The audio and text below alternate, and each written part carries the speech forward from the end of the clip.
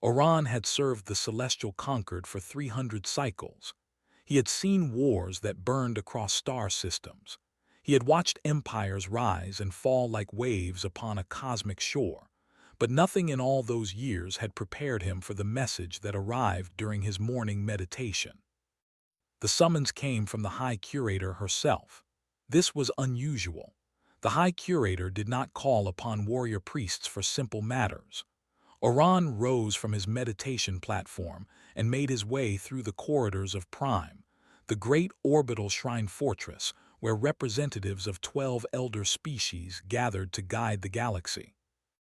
The War Council chamber was already full when he arrived. Oran recognized faces from a dozen worlds. They clicked their mandibles nervously. The crystalline hummed with barely contained anxiety. Even the ancient, beings of pure energy who rarely showed emotion, flickered with something that looked like fear. The High Curator stood at the center of the chamber. Her 4 eyes swept across the assembled representatives before she spoke. "The seals are failing," she said. "The hollow ones are returning." Silence fell across the chamber like a physical weight. Oran felt his 3 hearts skip their rhythm. The hollow ones were not merely an enemy. They were a nightmare from before recorded history. They had destroyed civilizations when most current species were still learning to use fire. Only the architects, godlike beings who had vanished millions of years ago, had possessed the power to seal them away. "Our military strategists have run every simulation," the High Curator continued. "If we combine every fleet from every conquered species, we can delay them for perhaps 6 rotations before total annihilation." A young diplomat from the delegation raised her hand. "What about the humans?" she asked. Laughter rippled through the chamber. Oran found himself joining it. The humans were newcomers to the galactic stage, having achieved faster-than-light travel only a few generations ago. They were considered primitives by most conquered standards. They had no capital ships capable of matching conquered vessels. They had no planet-cracking weapons. Their shields could barely withstand a standard conquered training exercise. The idea of asking them for military assistance against the Hollow Ones seemed absurd. "With respect," Oran said, "the humans would be sending their soldiers to die for nothing. Their technology is generations behind ours. What could they possibly offer?" The High Curator raised one hand for silence. "There is classified information that most of you have not been permitted to access," she said. 3 cycles ago, a Hollow One scout vessel breached our outer defenses. A small group of human soldiers happened to be present during the skirmish.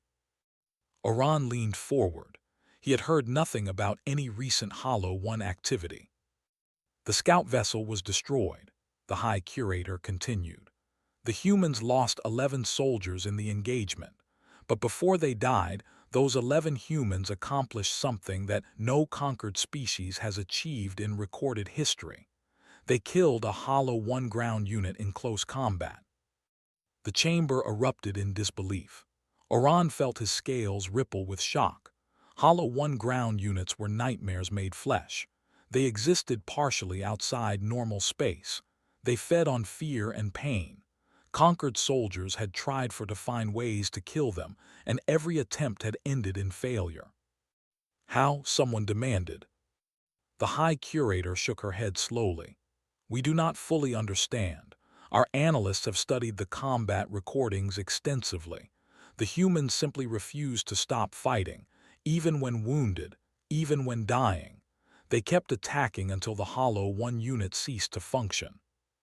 Oran struggled to process this information.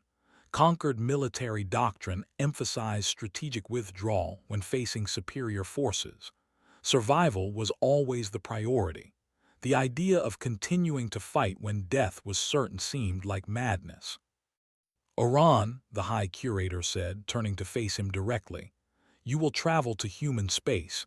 You will formally request military assistance. Perhaps they will refuse. Perhaps they cannot help us, but we must ask." Oran bowed his head in acceptance. He did not believe this mission would accomplish anything meaningful. At best, it was a symbolic gesture to satisfy political obligations. At worst, it was a waste of precious time before the end of everything. He departed Prime within the hour. His personal vessel was fast, capable of crossing the distance to human space in less than 2 rotations. As the stars streaked past his viewports, Oran reviewed everything the Conquered knew about humans. They were a young species from a planet they called Earth. The planet itself was remarkable only for how dangerous it was. The gravity was punishing. The atmosphere was corrosive. The native wildlife seemed designed specifically to kill anything that moved. Conquered biologists had classified Earth as a Category 7 death world, one of the most hostile environments capable of producing intelligent life. Perhaps that explained something, Oran thought. Perhaps growing up on such a world had made humans different in ways the Conquered did not fully understand. But he quickly dismissed the thought. Harsh environments produced hardy species, not miracle workers. The humans might be tough, but toughness alone would not stop the hollow ones. His vessel entered human space on the 2nd rotation. Oran activated his communication systems to announce his presence and request an audience with human leadership. But before he could transmit, his sensors detected something that made him freeze. Human vessels were moving, dozens of them. They were not patrolling their borders or conducting training exercises. They were forming into a fleet formation and accelerating toward conquered territory. Oran checked his sensors 3 times. The readings remained the same. The humans were mobilizing for war. They were heading toward the Hollow One threat, and they were doing it without being asked. He opened a communication channel to the lead vessel, a ship his translator identified as the Carolina. A human face appeared on his screen. She was small by human standards, with dark hair pulled back from her face and eyes that seemed to look directly through him. "Oran of the," she said. "I am Commander Lisa Park of the 3rd Expeditionary Fleet. We have been expecting you." Oran stared at the screen. "You know why I am here." Commander Park nodded. "The Hollow Ones are coming. Your people need help." She paused, and something like a smile crossed her face. "We are already on our way. The only question is whether you want to ride with us or follow behind." For the first time in 300 cycles of service, Oran found himself completely without words. He had come to ask for help from a species he considered primitive. Instead, he found that the primitives were already racing to save his people without waiting to be asked. He did not understand humans, but as his vessel fell into formation with the Carolina, Oran began to wonder if perhaps that was exactly the point. The Carolina was not what Oran had expected. He had served on conquered vessels that gleamed with elegant technology, ships where every surface flowed into the next like water. The human carrier was different. It was functional. It was rough. The corridors were narrow and the walls were covered with exposed pipes and wiring. Everything seemed built for purpose rather than beauty. A young human male escorted Oran through the ship. The escort introduced himself as Private First-Class Tours, and he talked constantly as they walked. He pointed out the mess hall where the crew ate their meals together. He showed Oran the recreation room where humans gathered to play games and watch entertainment. He seemed genuinely excited to have an alien visitor aboard. Oran found this behavior strange. Conquered species maintained professional distance during military operations. Casual conversation with foreign dignitaries was discouraged, but tours acted as though Oran was an old friend visiting his home. They arrived at the command deck, where Commander Lisa Park waited alongside a large human male with gray streaks in his dark hair. The large man was introduced as Sergeant Major Danny Cole, the senior enlisted soldier aboard the Carolina. "Welcome aboard," Commander Park said. "I understand you came to ask for our help against the Hollow Ones." Oran straightened his posture and began the formal speech he had prepared. He spoke of the ancient threat and the failing seals. He described the danger facing all civilized species. He offered the gratitude of the celestial conquered and promised that any assistance would be remembered for generations. When he finished, Commander Park simply nodded. "We know," she said. "We intercepted communications about the situation several rotations ago. Our fleet was already mobilizing before you left conquered space. You began preparing for war before receiving any official request." "We did not need an official request," Danny Cole said. His voice was deep and rough like stones grinding together. "People are in danger. That is all we needed to know." Oran struggled to understand. "But surely you will want something in exchange. Technology transfers, trade agreements, political influence within the conquered." Danny Cole laughed. It was a warm sound despite its roughness. "We do not bargain while innocent people are dying. We help first. We figure out the rest later." This made no sense to Oran. The conquered operated on systems of reciprocal obligation. Every species expected fair exchange for services rendered. The idea of offering military assistance without negotiating terms first was completely foreign to his understanding. Commander Park gestured toward a display table that showed tactical projections. "Let me show you our battle plans," she said. Oran studied the projections with growing alarm. The human strategy was nothing like conquered doctrine, where conquered fleets would maintain distance and engage with long-range weapons. The humans planned to charge directly at the Hollow One vessels. Where conquered commanders would prioritize fleet preservation, the humans intended to launch boarding parties directly into enemy ships. "This is suicide," Oran said. "Your vessels cannot withstand Hollow One weapons at close range. Your soldiers cannot survive inside Hollow One ships. The atmosphere alone would kill them in minutes." Danny Cole grinned. It was not a pleasant expression. "Would you like to meet the teams who will be doing the boarding?" He led Oran down to the cargo bay, where dozens of human soldiers were preparing equipment. They wore heavy armor that looked crude compared to conquered battle suits. They carried weapons that seemed designed for close combat rather than precision engagement. Everything about them suggested they expected to fight at arm's length from their enemies. "These are the Marines," Danny Cole said. "They have trained specifically for hostile environment warfare. They know the atmosphere will be toxic. They know the radiation will be deadly. They know most of them will probably die."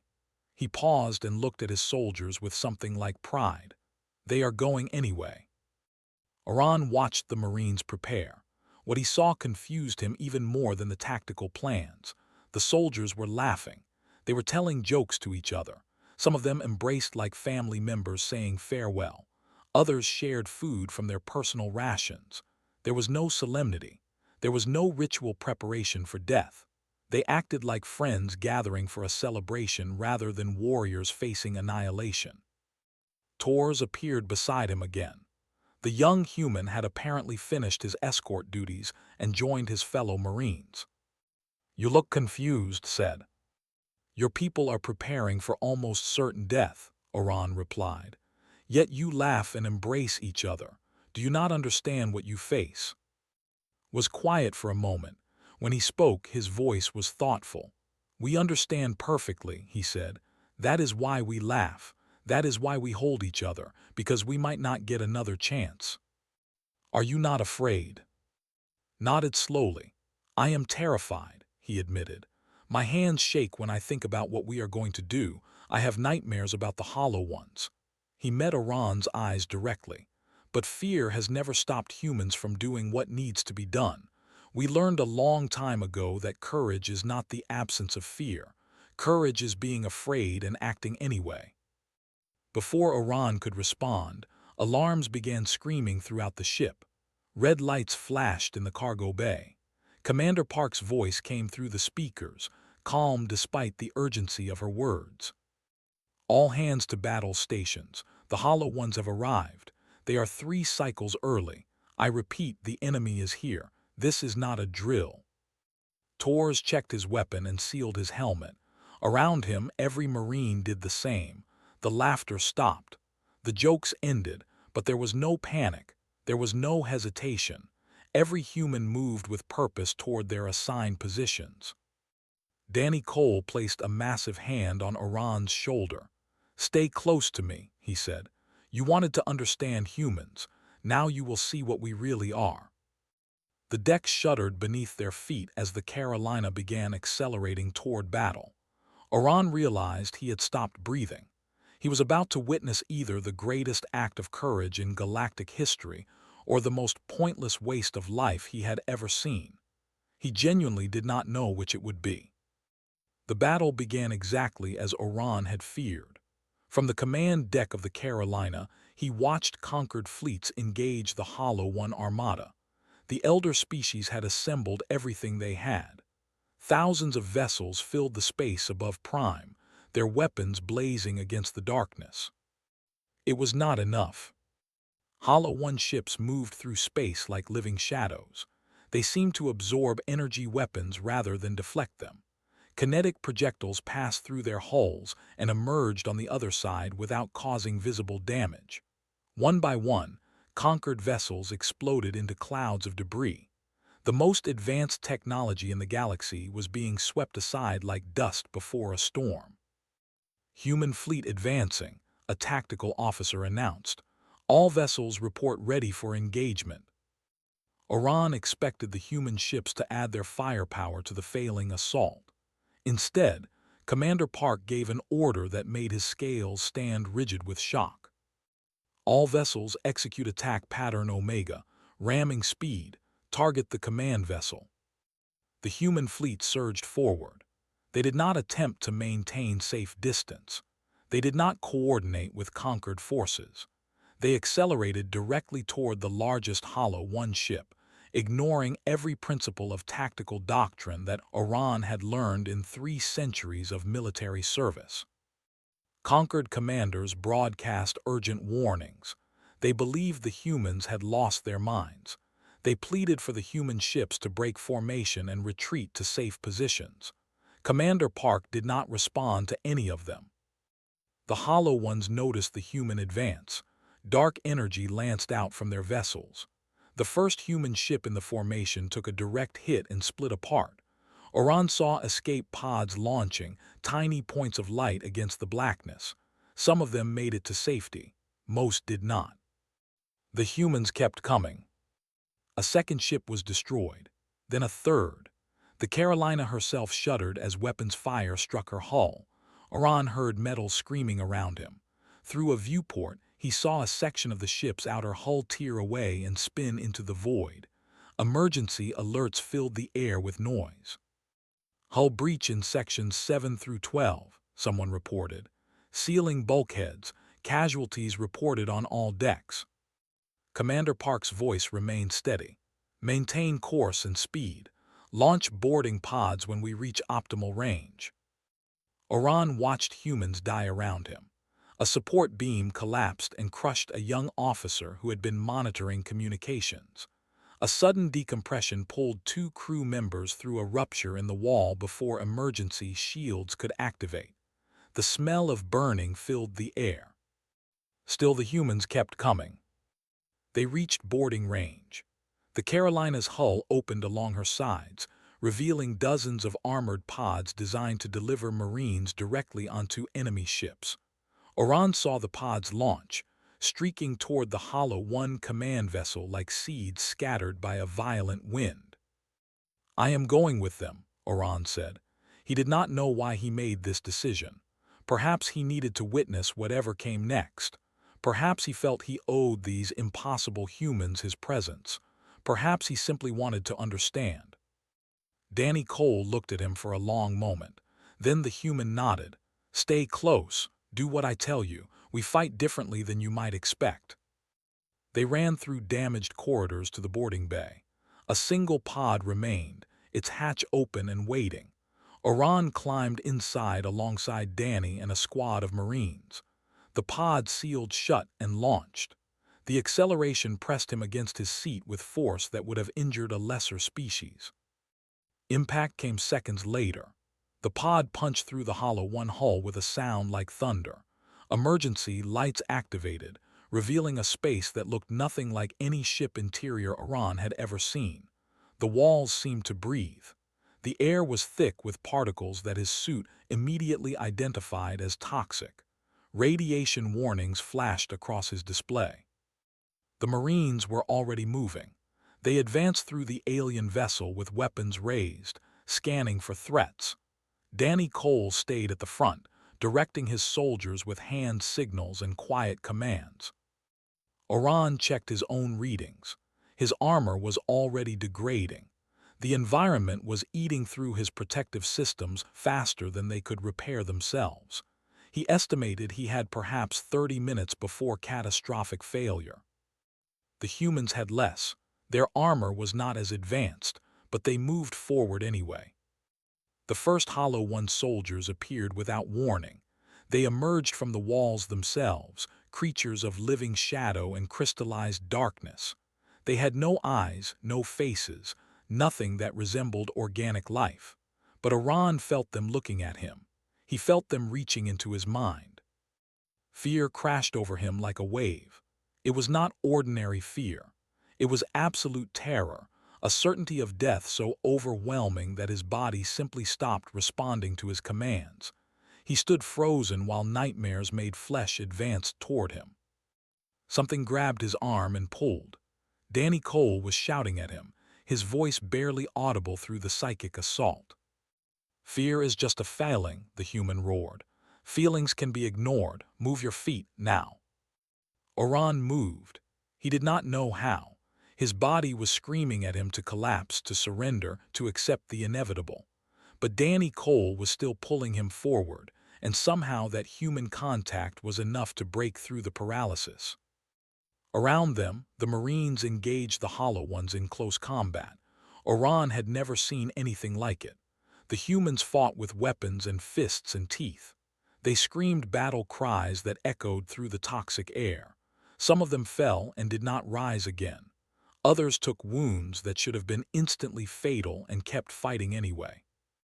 But the most disturbing thing, the thing that would stay with Oran for the rest of his long life, was the expression on their faces. The humans were smiling.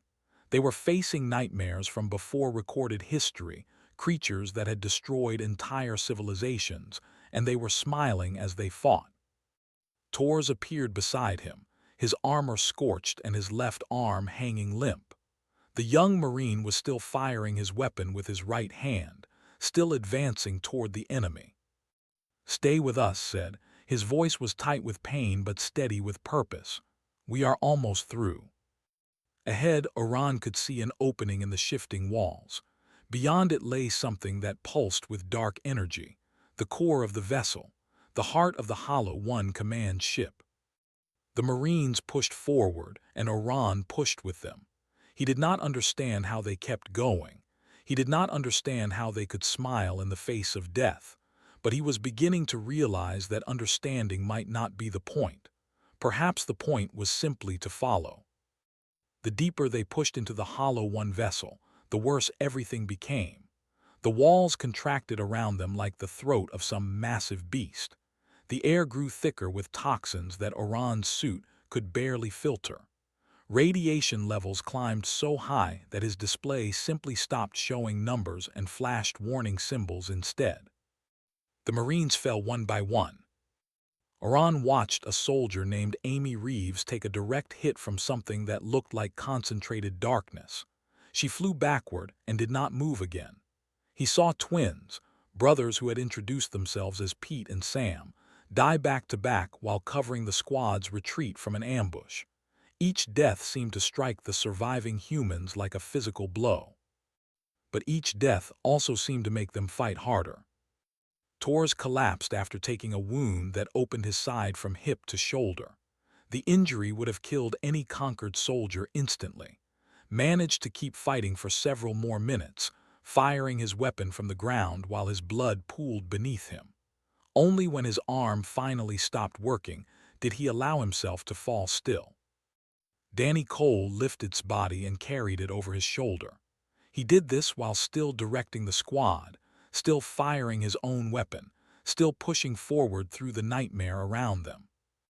Oran did not understand. "He is dead," he said. "Why do you burden yourself with his weight?" A Marine named Grace answered him. She was bleeding from wounds on her face and neck.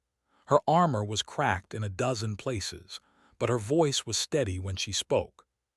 "We do not leave our people behind," she said. "Not ever. The dead deserve to go home. But carrying his body slows us down. It wastes tactical resources. Conquered doctrine states that fallen soldiers should be left where they fall until the mission is complete." Grace looked at him with something like pity in her eyes. "Then, conquered doctrine does not understand what makes soldiers willing to die for each other. I fight harder knowing that if I fall, my friends will carry me home. Every human in this squad fights harder knowing the same thing. That is not a waste of resources. That is the foundation of everything we are." Oran had no response to this. The concept was so foreign to his understanding that he could not even find words to argue with it. They reached the core chamber. The pulsing heart of the Hollow One vessel hung suspended in the center of a vast space that seemed larger than the ship itself should have been able to contain.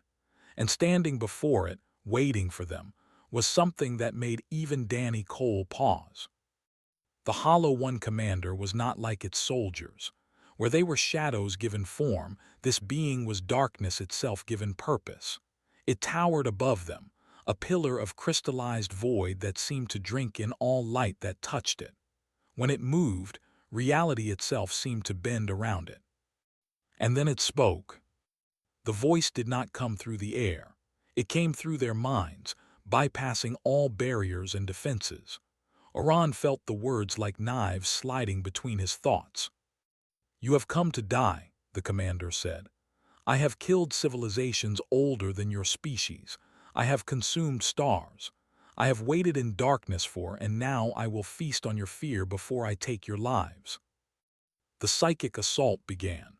Oran saw visions of his own death. He saw himself failing, falling, being consumed by darkness that would never end.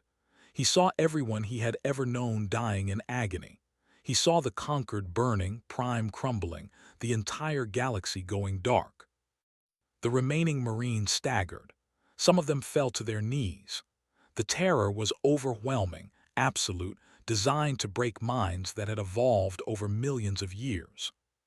But Danny Cole did not fall. The human stepped forward, his face twisted with effort but his legs still moving. He raised his weapon toward the commander. His hands were shaking, but they were still holding on. "I have already accepted that I might die today," Danny said. His voice was rough with strain. "Your visions show me nothing I have not already made peace with. Fear is just a feeling, and I have felt worse." The commander seemed confused. It pressed harder, pouring more terror into their minds. Oran felt his consciousness beginning to fragment under the pressure. But the humans did not break. Grace rose to her feet. Her movements were slow and painful, but she rose. She limped to Danny's side and raised her own weapon. "You want to know what makes us different," she said to Oran, her eyes still fixed on the commander. "We evolved on a death world. Everything tried to kill us. The weather, the animals, the plants, the diseases, even each other. We learned something that no other species in this galaxy has learned. We learned that fear of death is less important than protecting what we love." Another Marine rose, then another. They were all shaking, they were all terrified, but they were all still fighting. They opened fire on the commander. Their weapons seemed almost pathetic against such a being, but they kept firing anyway. They advanced step by painful step, pouring everything they had into the attack. The commander struck back. 2 more Marines died instantly, but the survivors did not stop. They pushed forward through the psychic assault, through the physical attacks, through every horror the Hollow One could throw at them. Danny Cole reached the core. He pulled something from his belt, a device that blinked with steady rhythm. He pressed it against the pulsing heart of the vessel and activated it. "Time to go," he said. The explosion that followed was not like anything Oran had experienced. It seemed to tear reality itself. The commander screamed. a sound that existed only in their minds, and then it simply ceased to exist. The walls around them began collapsing inward. Escape seemed impossible. The way they had come was gone. The chamber was falling apart around them. Danny Cole refused to accept this. He led them through collapsing corridors, finding paths that should not have existed, carrying his body the entire way. They lost 2 more Marines in the escape, crushed by falling debris or consumed by the fires spreading through the dying ship. But the survivors kept running. They reached a breach in the hull just as a human rescue shuttle appeared. The pilot was screaming at them to move faster. Danny threw his body through the breach first, then pushed Oran through after. The remaining Marines followed one by one. The shuttle pulled away from the dying vessel just as the Hollow One ship tore itself apart. The explosion was silent in the vacuum of space, but Oran felt it like thunder in his chest. He took his first breath of clean air in what felt like forever. Around him, humans were already mourning their dead. Some wept openly. Others simply sat in silence, staring at nothing. Danny Cole knelt beside his body and placed one hand on the young man's chest. "You did good, kid," Danny whispered. "You can rest now." Oran looked at these strange, impossible creatures. They had just accomplished something that no other species in galactic history had managed. They had boarded a Hollow One vessel, killed its commander, and destroyed it from within. And all they could think about was the friends they had lost along the way. The destruction of the command vessel changed everything. When the Hollow One commander died, something broke within the enemy fleet. Their ships, which had been moving with perfect coordination, suddenly became confused and erratic. They fired at empty space. They crashed into each other. They seemed unable to function without the psychic guidance of their leader. The conquered forces, which had been moments from total defeat, and attacked. Within 6 hours, the Hollow One armada was completely destroyed. The threat that had haunted the galaxy since before recorded history was finally ended. But victory had come at a terrible cost. The human Third Expeditionary Fleet had lost over 60% of its soldiers. The Carolina herself was barely holding together, her hull with wounds that would take months to repair. Every human vessel had suffered similar damage. They had thrown themselves against an impossible enemy and paid the price in blood. Oran attended the memorial service held on the Carolina's damaged flight deck. The surviving crew stood in neat rows, their uniforms clean despite the circumstances, their faces showing nothing but quiet grief. Commander Lisa Park stood at a simple podium. She held a list in her hands, and she began to read. Private first-class tours. The survivors responded in unison, present in memory. Corporal Amy Reeves. Present in memory. Sergeant Pete. Present in memory. Sergeant Sam. Present in memory. The list continued for nearly an hour. Every name was read. Every name received the same response. There was no elaborate ritual, no prayers to divine beings, no mystical ceremonies, just names and memory. Oran found himself weeping. He did not know when the tears had started. He had attended countless memorial services in his 300 cycles of life, ceremonies filled with ancient traditions and sacred words.